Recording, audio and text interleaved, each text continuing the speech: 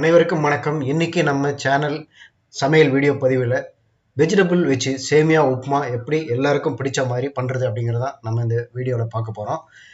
அதுக்கு முதல்ல வெஜிடபிள் வெங்காயம், தக்காளி, உருளைக்கிழங்கு, கேரட்டு, பச்சை மிளகாய், இஞ்சி இது எல்லாத்தையும் சின்ன சின்னதாக இது போல் நறுக்கி ரெடியாக எடுத்து வச்சுக்கோங்க. நம்ம சேனலுக்கு நீங்கள் புதுசுன்னா உடனே நம்ம சேனல் சப்ஸ்கிரைப் பண்ணிக்கோங்க. அப்படியே பக்கத்தில் இருக்கிற பெல் ஐக்கானையும் கிளிக் பண்ணிக்கோங்க. முதல்ல நம்ம இதுக்கு சேமியாவை வறுத்து தனியாக எடுத்து வைக்கணும். ஒரு வாணலியில் எவ்வளவு தேவையோ அவ்வளவு சேமியாவை அதில் கொட்டி எண்ணெய் விடாமல் வறுத்து தனியாக எடுத்து வச்சுக்கோங்க. ஒரு 5 நிமிஷம் இந்த சேமியாவை நாம் அப்படியே வறுக்கணும். அடுப்பை சின்னதாக வச்சுட்டு சிம்மில் வச்சுட்டு அப்படியே லேசாக வறுத்து கொடுத்துக்கிட்டே இருங்க. இல்லைன்னா சிவப்பாயிடும், அப்புறம் அடிபிடிச்சிட்டு கருப்பாயிடும். அதனால் அப்படியே இந்த சேமியாவை லேசாக வறுத்து தனியாக எடுத்து வச்சுக்கோங்க.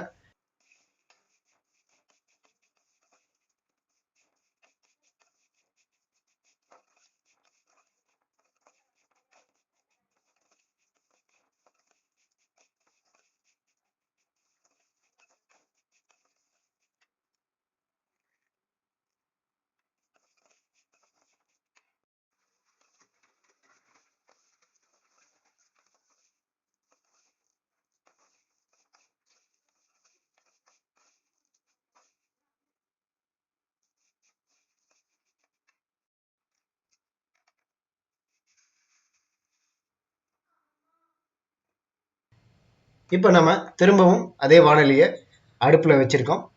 அதில் ஒரு 4 ஸ்பூன் அளவுக்கு எண்ணெய் ஊற்றிக்கோங்க. இப்போ கடுகு அதில் போடுறோம். உளுத்தம்பருப்பு 1 ஸ்பூன், கடலைப்பருப்பு 1 ஸ்பூன். இதை போட்டு நல்ல கடுகு வெடித்த பிறகு கருவேப்பிலை ஒரு 4 இலை அளவுக்கு கருவேப்பிலை போடுங்க. சின்ன சின்னதாக நறுக்கி வச்சுருக்கிற பச்சை மிளகாயும் இஞ்சியும் இப்போ அதில் நம்ம போட்டு நல்லா வதக்கிறோம். இந்த பச்சை மிளகாயும் இஞ்சியும் அதில் நல்லா வதங்கிய பிறகு சின்ன சின்னதாக நறுக்கி வச்சுருக்கிற வெங்காயத்தை முதல்ல நம்ம போடுறோம். போட்டு அதை நல்லா வதக்கிறோம். வெங்காயம் நல்லா வதங்கணும். வெங்காயத்தை வதக்கிட்ட பிறகு அடுத்ததாக நாம் அதில் தக்காளியை போட்டு வதக்கணும். இப்போ வெங்காயம் நல்லா வதங்கிடுச்சு. இப்போ நம்ம தக்காளி அதில் போட்டு தக்காளியும் சேர்த்து அதில் நல்லா வதக்கணும். ஒவ்வொரு காயாக தனித்தனியாக போடணும். மொத்தமாக எல்லா காயும் அதில் கொட்டிடாதீங்க. தக்காளி வெங்காயம் நல்லா வதங்கிடுச்சு. இப்போ நம்ம கேரட்டும் உருளைக்கிழங்கும் நறுக்கி தனியாக வச்சுருக்கோம். அதையும் அதில் கொட்டி நல்லா வதக்கணும். நல்லா ஃப்ரை பண்ணுங்க. அதை அடுப்பை இப்போ கொஞ்சம் பெருசாக வச்சுட்டு நல்லா ஃப்ரை பண்ணணும். இப்போது ஒரு 1/2 ஸ்பூன் அளவுக்கு மஞ்சள் தூளை அதில் நம்ம போட்டு வதக்குறோம். மஞ்சள் தூளையும் போட்டு நல்லா ஃப்ரை பண்ணணும். அடுப்பை கொஞ்சம் பெருசாகவே வச்சுக்கோங்க. இப்போ அது நல்லா வதங்கிய பிறகு அதில் நம்ம தண்ணி ஊற்றுறோம். ஒரு 2 சொம்பு அளவுக்கு தண்ணி அதில் ஊற்றுறோம். இப்போ நாம் பண்ணக்கூடிய இந்த சேமியா உப்புமா அப்படிங்கிறது ஒரு 5 பேர் அளவுக்கு சாப்பிட்லாம். நைட்டு டின்னருக்கு 5 பேர் இந்த சேமியா உப்புமாவை சாப்பிட்லாம். இது சேமியா கிச்சடின்னு சொல்லலாம். இப்போ 2 ஸ்பூன் அளவுக்கு நாம் அதில் உப்பு போடுறோம். கல்லுப்பு, எப்பவும் கல்லுப்பு யூஸ் பண்ணுங்கள். 2 ஸ்பூன் கல்லுப்பு தூளை கல்லுப்பு போட்டு நல்லா அதை கொதிக்க விடணும். அடுப்பை பெருசாக வச்சுட்டு இப்போ ஒரு மூடியை போட்டு அந்த வாணலியை மூடிடுங்க. ஏன்னா மூடிட்டோம்னா சீக்கிரமாக கொதிச்சிடும். இப்போ இந்த இது நல்லா கொதிக்குது. இதில் இருக்கிற கேரட்டு, தக்காளி, வெங்காயம் எல்லாமே நல்லா வெந்திருக்கும். அது கூட ஒரு 2 ஸ்பூன் அளவுக்கு தேவைன்னா நீங்கள் எண்ணெய் ஊற்றிக்கலாம். இப்போ நம்ம ஏற்கனவே நல்லா வறுத்து வச்சுருக்கக்கூடிய சேமியாவை அதில் கொட்டுறோம். அதில் நல்லா அந்த எல்லா சேமியாவையும் அதில் கொட்டிட்டு நல்ல அடிவட்டை கிளறணும். தேவையான அளவுக்கு நாம் இது தண்ணி ஊற்றி வச்சுருக்கோம். இதை நம்ம அடிவட்டை நல்ல கிளறுங்க. இந்த சேமியா இந்த தண்ணியில் நல்ல கிளறுங்க, நல்லா வேகணும். அடுப்பை கொஞ்சம் இப்போ பெருசாகவே வச்சுக்கோங்க. நிறைய பேர்கள் பார்த்தீங்கன்னா இந்த சேமியா உப்புமா, அதாவது சாதாரண ஒரு டிஃபன் கூட செய்ய தெரியாத அளவுக்கு நிறைய பேர் இருக்க தான் செய்கிறாங்க.